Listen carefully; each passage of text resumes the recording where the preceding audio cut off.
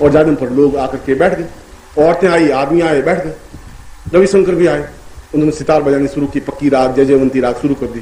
ता ता ता तुम तुम तुम तुम तुम। अब आंख बंद की और तुम करते रहे। अब 15-20 मिनट तो तुम में लग गए। कहो यहां से गया था तो दिमाग बिल्कुल ठीक। अरे अंखियां मिला के जिया भरमा के चले नहीं जाना, कोई गाना हुआ? ये तुम साला क्या गाना हुआ? फिर गांव, अपने गांव का रवैया है तो सुनो तो सही। अब ये बार बार रवैया थोड़े आएगा, कह दिया था। अब आधे घंटे तुम करते रहे। फिर उनका प प प प प प प प प घुंघरू बांध मीरा नाची, बोलना था बेचारा, प पे अटक गए। और प अटकते थे 1 घंटे तक प प प प प प प करते रहे, आंख बंद करके वो बजाते रहे।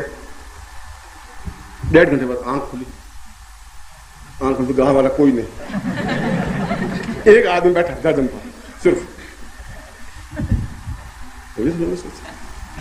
सब चले गए।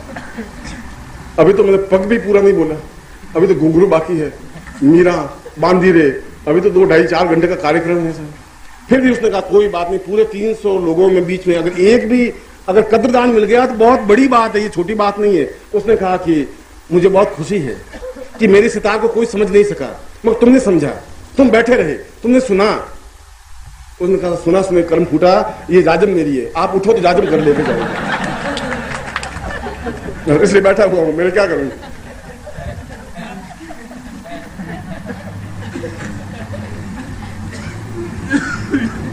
अब तुम उस चीज को, मैं चाहे चीखूं ब्रह्म ब्रह्म, तुम चीखूं और तुम उसको समझो ही नहीं।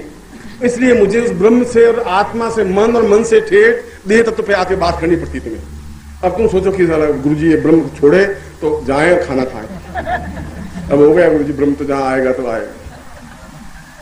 अपने आप में पूर्ण उस गुरु को उस देह तत्व पे आना पड़ता है।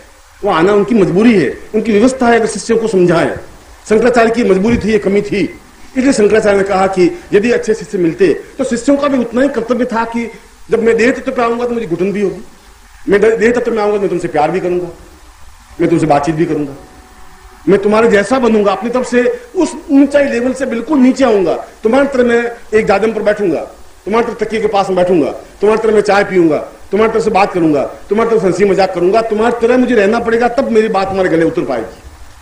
तुम्हारे जैसा बनूंगा, पानी में पानी मिल पाएगा, तेल में तेल मिल पाएगा, घी में घी मिल पाएगा। ऐसा बनना मेरी मजबूरी होगी। मगर ऐसा बनने के लिए मुझे बहुत घुटन, बहुत तकलीफ, बहुत टेंस, बहुत वेदना, क्योंकि उस आनंद को जो प्राप्त किया हुआ व्यक्ति जब यहां उतरता है तब उसको बहुत वेदना होती है, बहुत तकलीफ होती है, बहुत अपने आप में कष्ट उसको उठाना पड़ता है। वो अपने आप को, मन को मार करके कुछ बोलता है, कुछ कहता है। जहां मन को मारने की क्रिया होती है, जहां घुटन होती है, उस घुटन को भी शिष्य ही दूर करेंगे। गुरु के तो घुटन है, गुरु दूर कर नहीं सकता। गुरु की मजबूरी है शिष्यों के बीच में आए, और गुरु की मजबूरी है कि शिष्य को समझाए, और गुरु की मजबूरी है कि शिष्य को अपने समान बनाने के लिए प्रयत्न करे। मैं शंकराचार्य का शिष्य का कोई कर्तव्य, कोई धर्म है ही नहीं, उनका कोई चिंतन नहीं है, उनका कोई गुरु के प्रति कोई रिस्पेक्ट नहीं है, उनके जीवन का कोई फर्ज है ही नहीं कि गुरु के प्रसन्न करने के लिए, गुरु को आनंद देने के लिए, गुरु को खुशी देने के लिए, गुरु को प्रसन्नता, हास्य और उल्लास और आनंद देने के लिए। अगर शिष्य के पास कुछ नहीं है तो फिर गुरु को 32वें साल में मरना पड़ेगा, फिर 33वें साल में उनको समाप्त होना पड़ेगा, फिर वो ग्रंथ नहीं लिख पाएगा, फिर वो काव्य की रचना नहीं कर पाएगी। फिर बुद्ध अपने आप में 42 साल की अवस्था में बिल्कुल ही कहेगा कि मैं बिल्कुल हताश और निराश शिष्यों से होके जा रहा हूं। बुद्ध मरे तो उनकी आंखों में कोई उल्लास का भाव नहीं था, वो आनंद। उनका शिष्य कह रहा है कि इतना दुखी मन से तो मैंने किसी को मरते हुए देखा ही नहीं जितना बुद्ध मर रहे थे। उनकी दुख आंखों में व्याप्त थी। जिन आंखों में करुणा थी, वे करुणा अपने आप में दुख में कन्वर्ट हो गई। बहुत दुखी, फीकी आंखें, विषाद युक्त आंखें, एक चिंतातुर आंखें लेकर के बुद्ध मरे, एक तड़पते हुए बुद्ध मरे, एक बेचैन बुद्ध मरे। जिंदा बुद्ध नहीं मर सके। महावीर स्वामी जब मरे तो उनकी आंखें बिल्कुल फटी की फटी रह गई। उनकी आंखों में एक विस्मय था, एक आश्चर्य था कि क्या यही शिष्य मेरे हैं? इनके लिए जब मैंने जिंदगी होमी, यही शिष्य मेरे लिए थे। इसलिए जहां ब्रह्म का चिंतन मैं जब तुम्हें कह रहा हूं, वहां देह तत्व से ऊपर मन की तत्व है, मन तत्व से ऊपर आत्म तत्व है। मन से भी जब परे हट जाते हैं, मन से भी जब ऊपर उठ जाते हैं, तब हमारे सुख और दुख और हानि और लाभ और विषाद और करुणा ये कुछ व्याप्त नहीं हो पाते। हमें जब अस्तित्व के भाव आ जाते हैं, हमारे अंदर एक सागर, करुणा का सागर लहलाने लग जाता है, तब हमारे आंखों में एक अत्यंत आंखों में व्याप्त हो जाता है। पूरे शरीर की जो क्रिया और प्रतिक्रिया होती है वो और शरीर में नहीं झलकेगी, आंखों में झलकेगी। आप कहें या नहीं कहें, आंखें तो बिल्कुल सत्य बात बोलेंगी ही। आप जो क्रोध में हैं, ऊपर से बहुत संयमित हैं, तो भी आंख देखते कह देंगे कि आज गुरुजी क्रोध में है। और अगर दुख में है तो आप चाहे ऊपर से हंसेंगे, कोई बात नहीं, आंख है बहुत विषाद युक्त है, चिंतातुर है, तनाव है। आंख तो जो कुछ है वह कहेगी। जब बुद्ध मर रहे थे तो बुद्ध कुछ नहीं बोल रहे थे, आंख सब कुछ बोल रही थी। जब महावीर मरे तब आंख सब कुछ कह रही थी। जब ईसा मसीह को टांगा सूली पर, उस क्रॉस पर, तो उनकी आंख बोल रही थी कि क्या ये क्या हुआ। इस पैराडाइज ने जिसको मैंने शिष्य बनाया, इसी ने मुझे पकड़वा करके मरवा दिया। एक आश्चर्य विस्मय का भाव था, और उस पैराडाइज ने आंखें बंद कर दी कि ये मेरे तरफ ताक रही है, मेरी तरफ घूर रही है। इसलिए जहां वे अहम ब्रह्मास्मि शब्द बोल रहे हैं तो हम ब्रह्म हैं। मैं जो आपको दीक्षा देने जा रहा हूं, ब्रह्मांड दीक्षा या ब्रह्म दीक्षा, उसको केवल इसलिए नहीं कि मैं केवल आपको ब्रह्म दीक्षा दे रहा हूं, मैं आपको समझा भी रहा हूं कि आप तो ब्रह्म है ही। लपट तो आप में है, आग है आप में, चिंगारी है, जगाने की जरूरत है, फूंक देने की जरूरत है, उसको एकदम ज्वाला बनाने की जरूरत है। अगर वो ज्वाला बन गई तो अपने आप में आप एक आनंद के सागर में लहलाएंगे। एक मेघ तो ऊपर आपके ऊपर लहला रहा है, एक बूंदे बरसने की जरूरत है, भीगने की जरूरत है। वसंत तो बिल्कुल आया है, मगर आप बिल्कुल दरवाजा बंद करके बैठ जाएं तो वसंत की हवा का आप आनंद नहीं ले सकते, वसंत की ससराहट को भी नहीं देख सकते, उस मोर जो बोला है उस मयूर की आवाज को भी एहसास नहीं कर सकते, उस कोयल की आवाज को भी अनसुनी कर देंगे, दरवाजे बंद करके बैठ जाएंगे। अपने शरीर के दरवाजे बंद कर दिए तो फिर आपके जीवन के पास कुछ रहेगा नहीं, कोई पूंजी नहीं आपके पास, देह तत्व से कुछ जीवन प्राप्त नहीं हो सकता। इसलिए कल मैंने आपको ब्रह्मांड दीक्षा का एक पाठ दिया।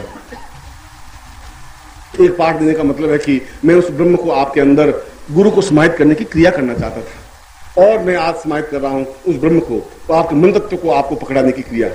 मन तत्व से आगे आत्म तत्व को पकड़ाने की क्रिया। तीन ही तत्व है, चौथा कोई युग है ही नहीं, चौथी कोई धारणा नहीं है। मनुष्य, और मनुष्य के बाद एक करुणा व्याप्त ऋषि, चाहे हम उसका नाम वशिष्ठ कहें, चाहे वशिष्ठ का नाम विश्वामित्र कहें, चाहे उसका नाम बुद्ध कहें, चाहे उसका नाम महावीर कहें, चाहे इसका नाम सुकरात कहें, जिनमें अथाह करुणा है, जहां अथाह दया है, जहां अथाह ममता है, जहां अथाह प्रेम है, जहां स्नेह है, वो भावनाएं वो तुम में आ सके तो तुम्हारा इस संसार को देखने की क्रिया एक अलग हो जाएगी। एक अपने आप में एक अजीब सी खुमारी मस्ती में रहेंगे, जैसे कबीर रहा, जैसे सूर रहा, जैसे मीरा रही, जैसे तुलसी रहे। वो खुमारी तुम में व्याप्त आसानी से नहीं हो पाएगी, देह तत्व में तो नहीं हो सकती। उस तत्व में जाने पर, और उस तत्व से जब ऊपर उठेंगे, जो मैं क्रिया आपको कराने जा रहा हूं, क्योंकि जब आप नहीं कर सके तो मैं आपके लेवल पे आके आपको उस जगह लेके चलूं। आप सीढ़ियां नहीं चढ़ के मैं आवाज दूं तो ऊपर चढ़ो, तुम नहीं चढ़ सको, रपटीली जमीन हो तो मैं आपका हाथ पकड़ूं और खींचता ऊपर ले जाऊं, क्योंकि मैं चाहता हूं कि अगर मैं उस आनंद को प्राप्त कर रहा हूं तो फिर तुम भी आनंद को प्राप्त कर सको। मैं चाहता हूं कि अगर मैं उस पाखंड को तोड़ सका तो फिर तुम भी पाखंड को तोड़ सको। जब मैं चाहता हूं कि मैं उस करुणा और दया और प्रेम और स्नेह से अपने आप में आविर्भूत हो सकता हूं, फिर तुम भी हो सको, क्योंकि मैं अकेला वहां खड़ा अपने आप में मेरे जीवन की विशेषता नहीं है। मेरे जीवन की विशेषता अगर गुरु हूं तो गुरु का कर्तव्य, गुरु का धर्म मुझे तो निभाना ही है, शिष्य निभाए या नहीं निभाए ये अलग बात है। इसीलिए मैं आपको उस दूसरी दीक्षा को भी आप दे रहा हूं, जो अपने आप में कायाकल्प की दीक्षा। ये कायाकल्प है। इस शरीर को उस सफेद बालों को काला कर देने से कायाकल्प नहीं हो जाएगा, और झुर्रियां मिटाने से भी कायाकल्प नहीं हो जाएगा। जब आपका मन ताकतवान है तो अपने आप में आपका यौवन छलछलाएगा। यौवन छलछलाने के लिए 60 साल का आदमी भी उसमें यौवन छलक सकता है, 70 साल के आदमी में उमंग उत्साह हो सकता है। जब तेंजिंग हिमालय पे चढ़ा तब उसमें 48 साल का था, आज 48 साल का आदमी घुटने पकड़ लेगा और बैठ जाएगा, गुरुजी अब तो ब्लड प्रेशर है, 48 साल की उम्र में क्या हिमालय पे चढ़ेंगे, वो नहीं चढ़ सकते। फिर नॉर्वे का वो नहीं बन सकता, फिर हिमालय पे नहीं चढ़ सकते, फिर गंगा को उल्टी धारा में नहीं बह सकते, फिर वो खतरे नहीं उठा सकते। खतरे उठाने के लिए और जिंदगी में एक जवानी, एक ताकत, एक क्षमता, एक पौरुषता जो तुम्हारे आती है, वो मन की अवस्था है।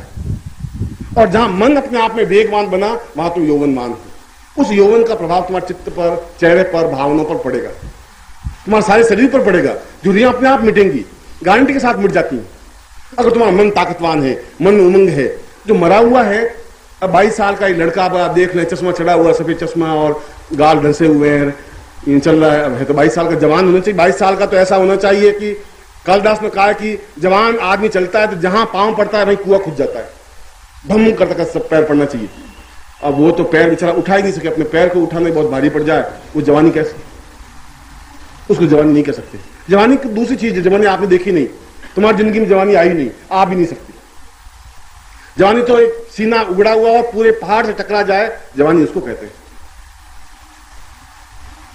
जब नहीं आई तो कोई बात नहीं, तुमने अगली जिंदगी में तुम्हारी जवानी को लाएंगे, मगर जवानी दूसरी चीज है। तुमने जवानी का एक भाव लिया है कि 22 साल के थे और 22 साल में तुमने क्या चालू क्या रोशनी क्या कर दी, 22 साल में तुमने क्या कर दिया, 22 साल में शादी कर दी, 2 बच्चे पैदा हो गए, बस खत्म, यही तो हुआ। ये तुम्हारी जवानी। मैं तुम्हारी जवानियों को देख रहा हूँ, पिलपिली है और घूम रही है, उंगलियां पकड़े हुए जवानियों को देख रहा हूँ तुम्हारी। जो तुमने जवानी में दुर्गुण किए, सगुण किए, वो सब मेरे सामने है। वो भी जब मेरे शिष्य बन जाएंगे तो मैं पूछ लूंगा, भाई तुम्हारे पिताजी ने कैसी जवानी दिखाई, कैसा मैं देख लीजिए, हमारा चेहरा देख लीजिए, ऐसी जवानी थी। और तुम्हारी जवानी को, तुम्हारे पिताजी की जवानी मेरे सामने बैठी हुई देख रहा हूं। जवानी बिल्कुल दूसरी चीज होती है। वो 70 साल की अवस्था में भी आ सकती है, 80 साल की अवस्था में भी आ सकती है। रघु के समय में थी और राम के समय में भी थी। वह क्षमता होनी चाहिए, वह पौरुषता होनी चाहिए। कायाकल्प का तात्पर्य है मन में संकल्प शक्ति, तन्मयि मनः शिव संकल्प मस्तु। उस यजुर्वेद का मूल आधार चिंतन इसी श्लोक में है, इसी मंत्र में है। मन में संकल्प होना चाहिए, क्षमता होनी चाहिए, मैं ऐसा करूंगा ही, कोई रोक नहीं सकता मुझे। इतनी क्षमता जब हो तब वो शिव बन सकता है। और जो शिव नहीं बन सकता वो शव बन सकता है, मुर्दा बन सकता है। शव और शिव में इतना ही अंतर है। एक मुर्दा, एक शव, शिव बन सकता है अगर उसमें तन्मयि मनः शिव संकल्प मस्तु, संकल्प हो, क्षमता हो, दृढ़ता हो, धैर्य हो, पूर्णता हो, पौरुषता हो, छल छलाता हुआ यौवन हो। अगर मन की दृढ़ता है तो तुम जवान बन सकते हो, कायाकल्प हो सकता है, तुम वापिस 50 साल 100 साल जिंदा रह सकते हो। तुम्हें मौत मार ही नहीं सकती, तुम्हें आंख से आंख मिलाने की ताकत होनी चाहिए, तुम्हें आंख में फीकापन नहीं आना चाहिए। मौत में इतनी हिम्मत नहीं तुम्हारे सामने आके खड़ी हो सके। अगर तुम उसको मिला नहीं सकते, आंख और चिंगारी नहीं पैदा कर सकते, फिर मृत्यु क्या करेगी? घर की स्त्री भी तुम्हें धक्का देकर नीचे गिर जाएगी, उसमें कोई बहुत बड़ी बात नहीं। इसलिए जहां मैं कायाकल्प कर रहा हूं वहां कोई तुम्हारे शरीर को कस करके बांधने की जरूरत नहीं समझ रहा हूं। शरीर तो तुम्हारे प्रभु ने जो कुछ दिया है वो अपने आप में ताकतवान क्षमता, बुद्ध को भी ऐसा ही शरीर दिया था जो तुम्हें दिया था। राम के पास, कृष्ण के पास, सबके पास ऐसा ही शरीर है। प्रभु ने शरीर देने में कहीं कोई कंजूसी नहीं बढ़ती है।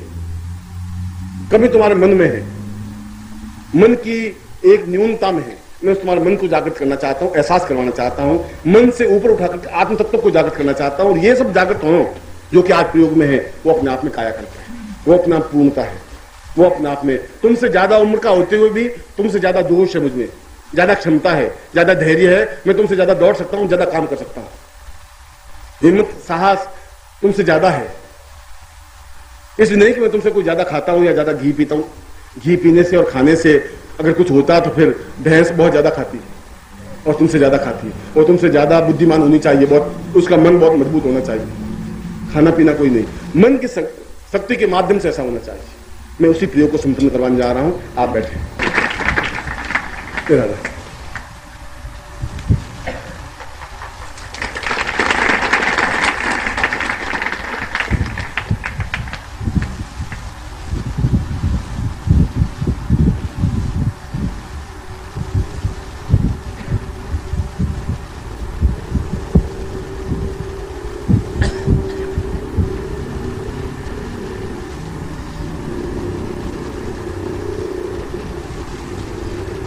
सामने है और जो 10 महाविद्याओं का यंत्र और चित्र तुम्हारे सामने, उसको खोल कर रख दीजिए सामने। कल आपने 10 महाविद्या का यंत्र चित्र लिया था। महाविद्याओं का मतलब है वह क्षमता, ताकत, फोर्स, जो मन की और संकल्प शक्ति की और आत्मशक्ति की प्रतीक है। इसलिए 5 महाविद्याएं सौम्य है और 5 महाविद्याएं बहुत क्रूर हैं, ताकतवान है, फोर्स है। अगर धूमावती है तो बहुत ताकतवान है, फोर्स है।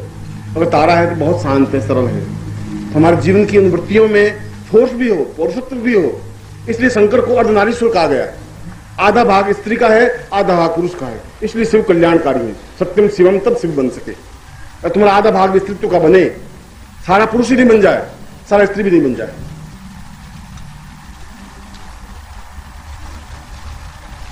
इसलिए आज जो आपने पैकेट लिया वो सामने रखिए। 5 वस्तुएं उसमें होंगी, पंचभूतात्मक, और जो 10 महाविद्याओं का यंत्र था वो भी आपके सामने है। और ये अपने आप में एक अत्यंत महत्वपूर्ण प्रयोग है तुम्हारी जिंदगी का। तुम इस चीज को समझो या नहीं समझो, अगर तुम्हें कोई अचानक मैं अपनी यहां से लेकर के एक कोहिनूर हीरा दे दूं तभी मन में तुम्हारा संशय सख्त तो रहेगा कि आसानी से लाके दे दिया तो क्या हीरा थोड़ा ही होगा, कोई होगा शिव जी का कोई शिवलिंग होगा, बस खत्म। तुम शिवलिंग तक रुक जाओगे, इसके आगे तुम नहीं सोच सकते। ज्ञान की चेतना तो अपने आप में अद्वितीय पुंज होती है। शंकराचार्य एक ही बात कह रहे हैं कि नहीं मिल सकता। पृथ्वी बहुत साल तक तपस्या करती है तो कोई शक्ति पुंज बन सकता है, वो दे सकता है। देने की क्षमता बहुत कम लोगों में रही, लेने की क्षमता तो रही। तुलसीदास बहुत अच्छा प्रवचन नहीं कर पाए, एक बार भी नहीं बोल पाए। कबीर बोल ही नहीं पाए कि दोहे बना पाए, सूर नहीं बोल पाए। धारण तो उनको ज्ञान तो बहुत था, उस सूर के पास ज्ञान की चेतना बहुत थी, कबीर के पास बहुत ज्यादा अनुभव थे, मगर व्यक्त नहीं कर पाए, दूसरों के जीवन में उतार नहीं पाए। ये जीवन की कमियां थी उनकी। ज्ञान को प्राप्त करना बिल्कुल एक अलग चीज है, उस ज्ञान को प्राप्त करके उतार देना बहुत अलग चीज है। दूसरों में उंडेल देना मामूली बात नहीं होती, उसके लिए बहुत बड़ी तपस्या की, बहुत बड़ी साधना की, समग्रता की आवश्यकता होती है। हाथ जोड़ दीजिए। ओम विघ्नेश्वराय वरदाय सुरप्रियाय लंबोदराय सकलाय जगदिताय नागाननाथज्ञ विभूषिताय गौरी सुताय गणनाथ नमो नमस्ते। भक्तार्थिनाशन फराय गणेश्वराय सर्वेश्वराय सुभदाय सुरेश्वराय विद्याधराय विकटाय च वामनाय भक्त प्रसन्न वरदाय नमो नमस्ते।